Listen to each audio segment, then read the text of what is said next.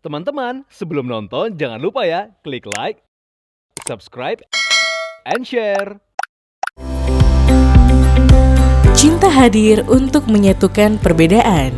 Ia diciptakan sebagai pelengkap. Cinta adalah pemakluman atas ketidaksempurnaan. Cinta juga menyoal penyatuan kasih sayang.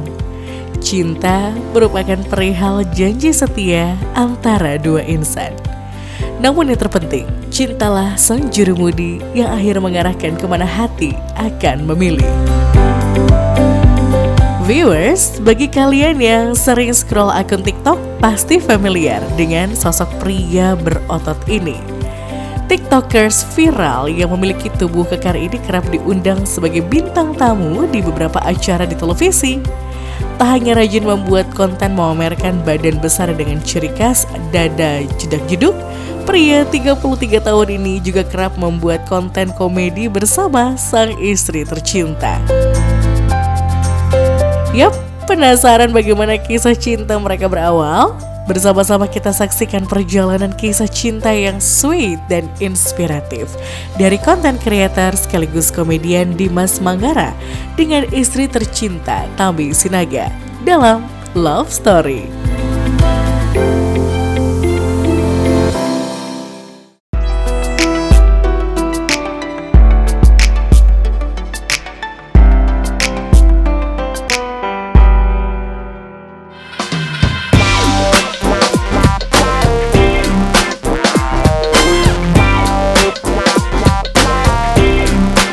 Viewers, pasangan konten kreator yang kerap FYP di laman sosial media ini ternyata terkenal dengan nama akun Magabe dan Daddy G yang diambil dari nama sang putri tercinta Gabe Mangaratu. Dalam kesehariannya, pasutri ini kerap membuat konten bersama, menampilkan ide cerita yang jenaka. Ditemui di kediamannya di Bilangan, Bekasi, Jawa Barat, pasangan yang pernah berkarir menjadi guru ini tengah membuat konten komedi untuk diunggah di sosial medianya. Kita lihat yuk seperti apa keseruannya. Halo pemirsa Love Story, aku Magabe. Dan aku Daddy G, kita dari Mak Bapak Gabe. Mau tahu perjalanan kisah cinta kita? Yuk ikut ke dalam yuk.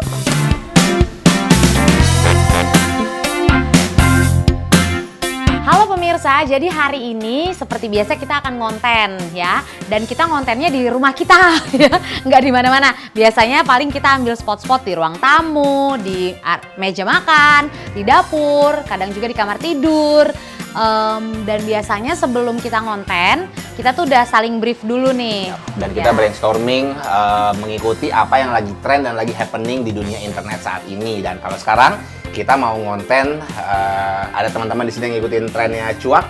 Jadi ada beberapa anak remaja gitu, dia ngomong sesuatu kalimat yang nyelekit ke hati, terus dia tutup dengan cuak gitu. Kita mau adaptasi itu ke konten rumah tangga. Dan nanti kita akan ada dibantu kameramen. Mana Bapak kameramen? Coba show mukanya sedikit. Iya. Kalau kameramen gitu ya.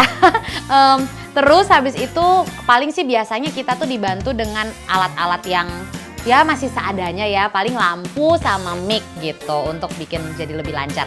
Dan masih merekamnya dengan handphone ya, gitu. Selamat ngikutin kita bikin konten.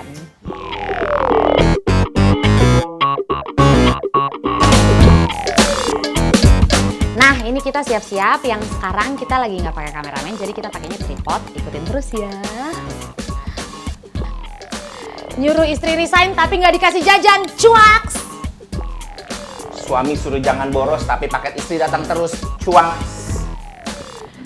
Pas pengen romantis, pas udahan ditinggal tidur, cuaks. Katanya cinta, tapi diajakin alasan mulu, cuaks. Pas pacaran royal, pas udah nikah pelit, cuaks. Pas pacaran langsing, pas nikah melar, cuaks. Kok kamu gitu sih? Cuaks, bercanda. Aku kan hamil karena hamil anak kamu, aku melar karena hamil anak kamu kan? Enggak, kamu ngomongnya kayak gitu, aku nggak mau. Yaudah, jangan main gini lagi. Nah, kayak gitu. Nah, abis acting kita udah ketawa lagi gitu ya.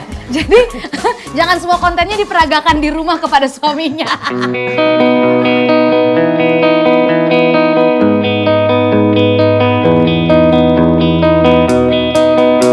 Usai membuat konten, keduanya beristirahat sejenak untuk menceritakan seputar perjalanan kisah cintanya kepada tim Love Story.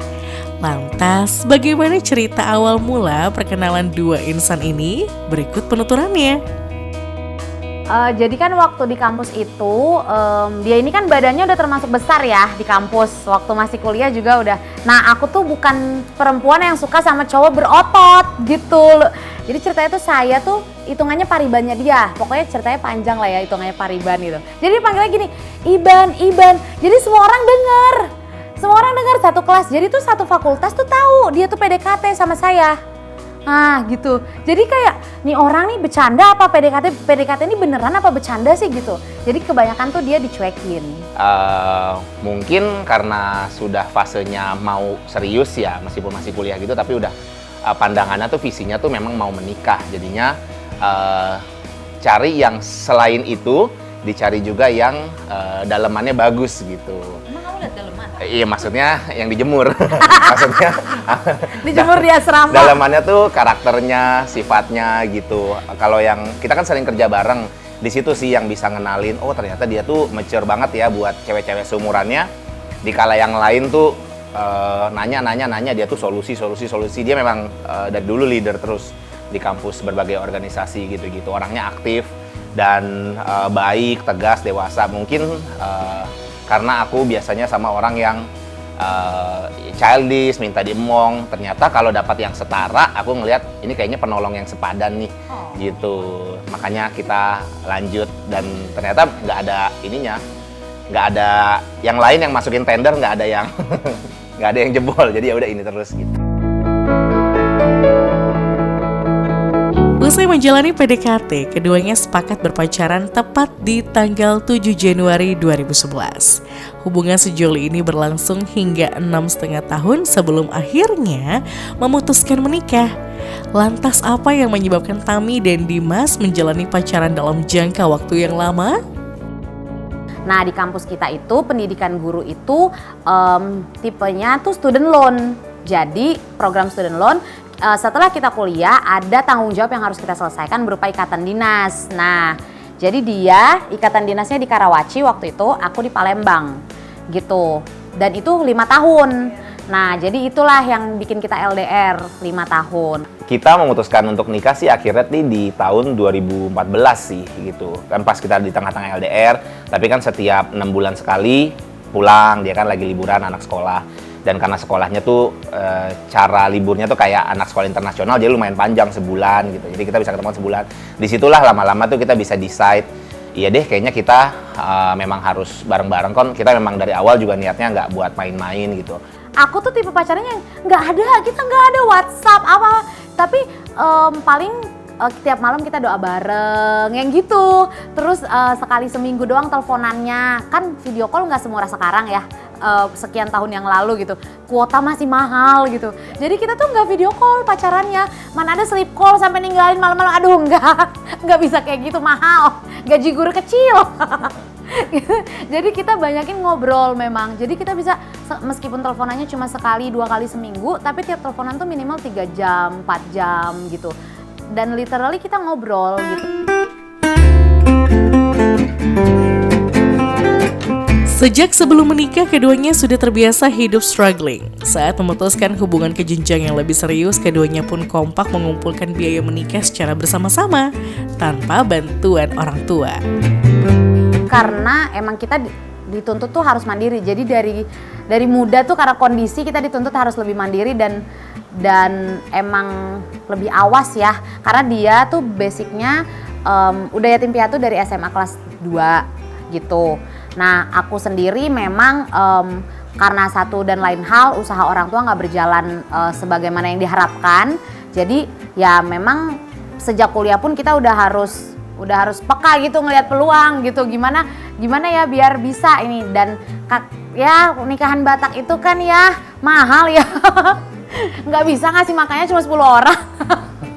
Kalau sekarang kan enak ya ngetren nikahan di KUA ya kan. Kalau kita dulu belum sangat tren itu, masih banyak tuntutan sosial yang tinggi gitu. Jadi dengan penyertaan dan rahmat Tuhan yang Maha Esa, ya akhirnya kekumpul deh tuh ya tabungannya. Kita nikah di 2017 di bulan Juli. Konsepnya kenapa adat Batak? Lebih karena ya itulah wujud cinta kita sama orang tua gitu. Dan ya untungnya kalau niat baik ya ada jalannya gitu. Ada jalannya, emang ada rezekinya, ya udah kita akhirnya menikah dengan adat Batak. Ya viewers, Dimas Anggara dan istri tercinta Tami Sinaga masih memiliki lanjutan cerita menarik seputar perjalanan kisah cintanya. So stay tuned on Love Story.